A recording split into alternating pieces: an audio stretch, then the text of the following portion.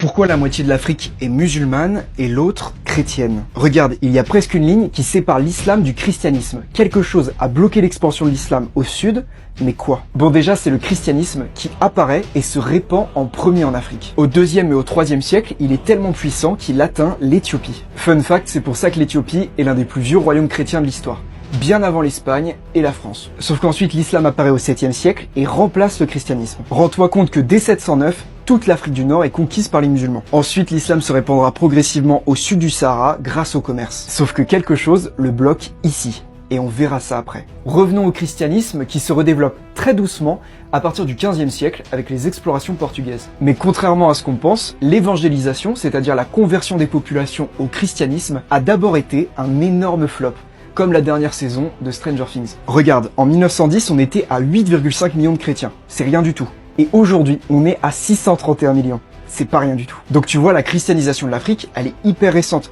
Et c'est pas la colonisation qui a converti.